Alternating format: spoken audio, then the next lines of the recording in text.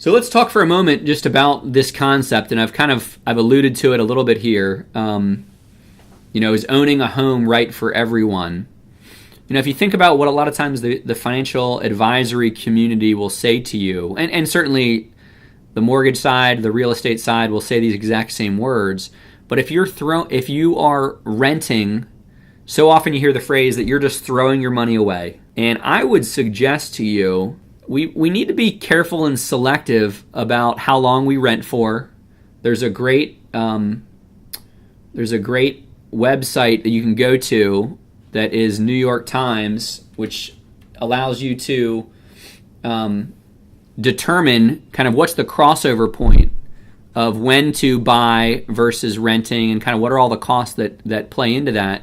But I'll tell you that historically, in not just the U.S., but in really the entire developed world, about 2/3 of the population is going to own a home, and 1/3 of the population is not going to own a home. They're going to rent. And back in the, when the housing market was climbing in 2005 and 6, that percentage of the population that owned their home got up to about 72%. So we were above, might not seem like very much above, but again, when you look at this stat, even a percentage point up or down is a pretty big move in kind of the overall, demographic of home ownership.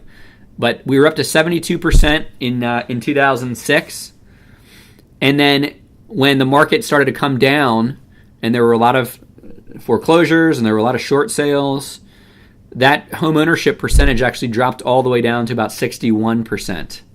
So again, that's a pretty big swing of about 11 percentage points. That might not feel like or seem like that's a big number, but that tells us that, again, we had too many people owning a home that for whatever reason it wasn't the right time for them to own that. Maybe they didn't have the emergency savings behind them. Maybe they didn't have enough money for the down payment, and they got into a program that didn't require a down payment.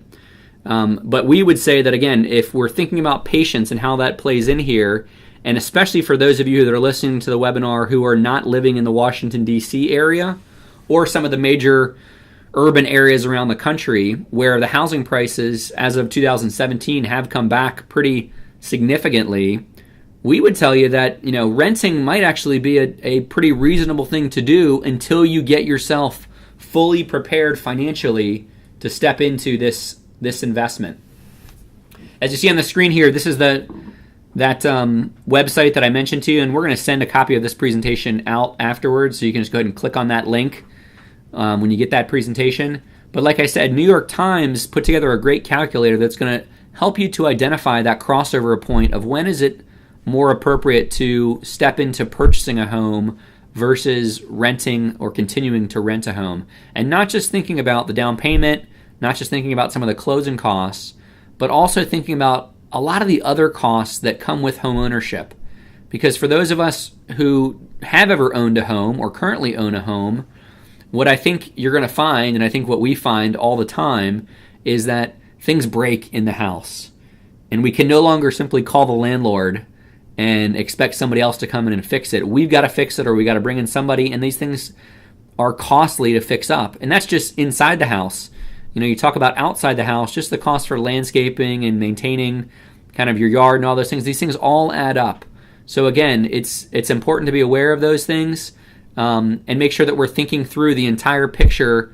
In addition to, as we've kind of said previously, what's the condo fee? And is that condo fee potentially going to go up over time if we've got one that we're paying? So again, something I'd say is very important to check out, but don't just feel like if you're renting right now, you're wasting time and you're wasting money, because I think that that could be a reasonable or a very wise move depending on your situation for a period of time until you get fully prepared to purchase a house.